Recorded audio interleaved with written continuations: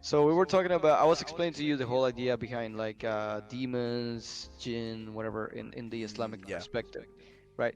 So here's the messed up part of the prophecy about the Islamic prophecy of the false Messiah, the Antichrist. Yeah. So the Antichrist in Islam is we know him as Dajjal, Al-Masih al-Dajjal, and what that means is the false Messiah, basically. The false Messiah, and Dajjal means someone who deceives. That's what it means. So in Islam, we understand that everything in the universe that exists as organic is created by Allah, by God, right? Yeah. There's nothing in the universe that can be created by outside forces because the only creating force is Allah, is God. Uh, and that's the whole premise behind the Islamic doctrine of monotheism, right? In the Islamic doctrine of monotheism is absolute, meaning you cannot attribute those qualities or attributes that belong to God, the Creator, to any other thing or being other than God. And creating things, is one of those things that you cannot attribute to anything other than God. Well, all right. That All that right. being said, So, what's up? so, so this is a Christian perspective. So when I say Jesus created things, I mean he literally did create things. But if it weren't for God's power, he would not be able to create anything. In other Yeah, words, yeah. through using his power, he was a carpenter, meaning like uh, the designs were given to him by God, and he was the builder. No, So but that's the thing. Like it's a different type of creation, right? yeah, it's not like And he produced his own power to no, no, create yeah. something. Obviously, we know that too, and we know. I mean, think about it. I mean, Noah created the ark. He built the ark himself. And But God was the one like with the telling him plans. what he needed to do.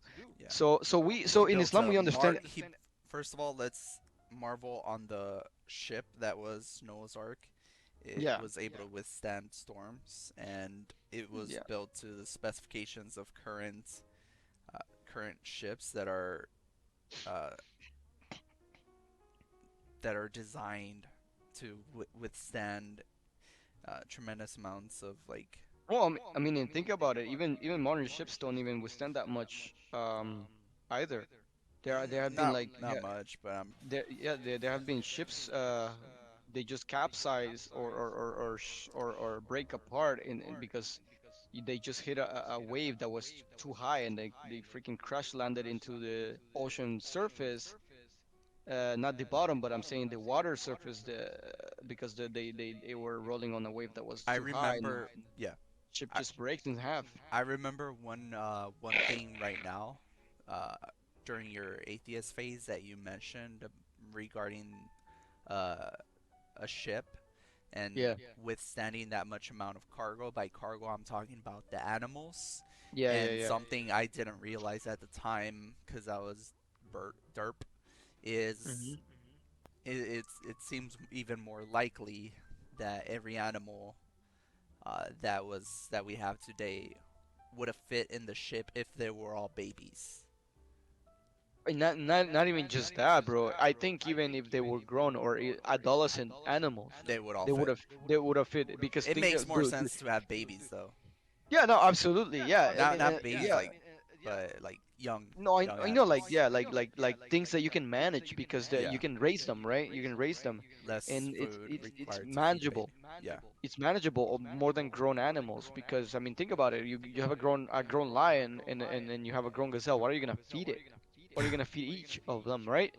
yeah. But God knows what He's doing, so Just better something I than we wanted to can. mention there. No, That yeah, that's good point. That's good. Something good to bring it up. all right. Is very interesting. So You have so a yeah, go on. so that's the perspective of the false Messiah, right? And Yeah.